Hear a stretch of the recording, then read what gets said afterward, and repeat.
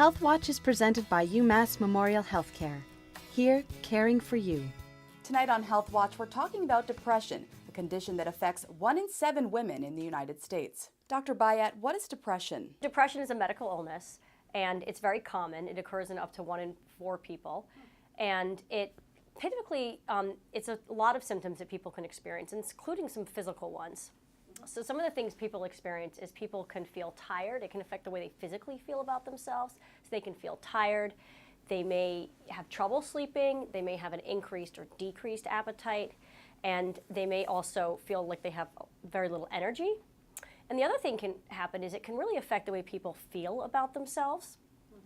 So someone that ordinarily was perhaps a confident person who felt good about themselves may start to feel really bad about themselves and feel really guilty about things they have or haven't done. Or they also could start regretting things that they have or haven't done. And it can also affect the way people can start to feel worthless about themselves. And when it becomes more severe, people can also sometimes have thoughts that life isn't worth living or wanting to die. How is depression diagnosed? Typically, it's diagnosed through a clinical interview. So they go to see a physician or a psychologist, some type of healthcare professional, and they ask the patient questions.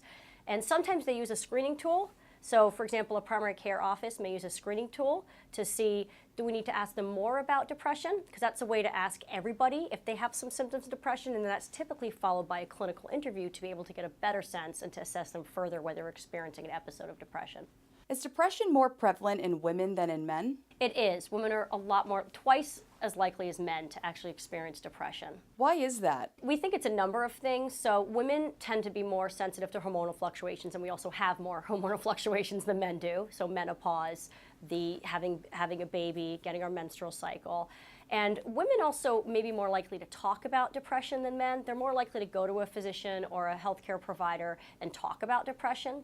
Men are often more likely to get tired or have physical symptoms, and they also may, if they experience some symptoms of depression, may be more likely to abuse substances, and they may be less likely to talk to someone about it. What is postpartum depression? Postpartum depression refers to depression that occurs within the first year of having a baby. And I actually typically think of it as depression that occurs in pregnancy or the postpartum period, because of women who get postpartum depression, 2/3 of them actually get depression before the baby's born. About 1/3 of women with postpartum depression enter pregnancy with pre-existing depression, and another 1/3 will develop it during pregnancy. Another 1/3 will develop depression postpartum. What are some of the symptoms of postpartum depression? They may feel bad about themselves as a mother.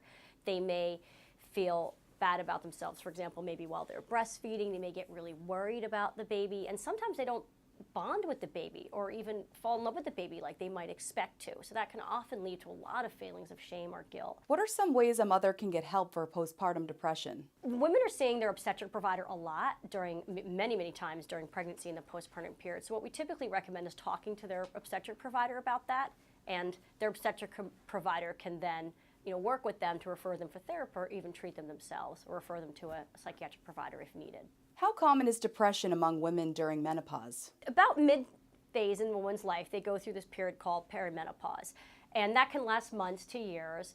And a lot of time, very common symptoms that women experience during that time is they may have trouble sleeping, they may experience hot flashes, and have some mood changes. In some women, those symptoms become much more severe, and it can become depression. How does the treatment of depression vary depending on the time period of a woman's life? The mainstay of treatment for depression in general is antidepressant medication and psychotherapy, and the treatments are similar during menopause. There's some research being done into looking at whether there's hormonal treatments, but for now the treatments are very similar to it's similar with depression in pregnancy or postpartum. The treatments are very similar to what you'd be treating at any other time period during a woman's life. How common is depression with people as they age? As people get older, there's some increased risk factors for depression because people may lose loved ones. They may also lose some of their own physical or mental abilities, and people can get really isolated. And a lot of those are risk factors for depression. So some of the risk factors can become much more significant as people age. What are some of the newer treatments of depression? The newer treatments that are being investigated or researched right now are brain stimulation therapies. So one of those includes repetitive transcranial magnetic stimulation. That's a newer treatment that is being offered, as well as vagus nerve stimulation.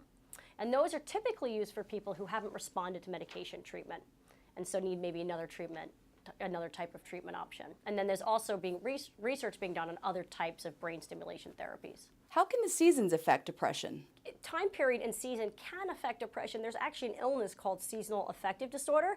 And what that really means is that people are affected by the seasons and their mood's affected by the seasons. And so people with seasonal affective disorder, what happens is typically they get more depressed during the winter.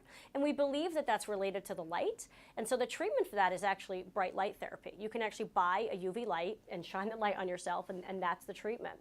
So, and in the summer, people with seasonal affective disorder typically are not depressed during the summer. And it happens during the winter when they're exposed to less UV light. How can therapy help a person's mental health? One of the really important to think about with depression is it's so common. It's a medical illness just like many other illnesses. And I think one of the things that we should all be thinking about is, we think about going to the dentist, right? Everyone goes to the dentist because when you go to the dentist, you go to keep your teeth clean, and that's the way that you ensure that you have dental health.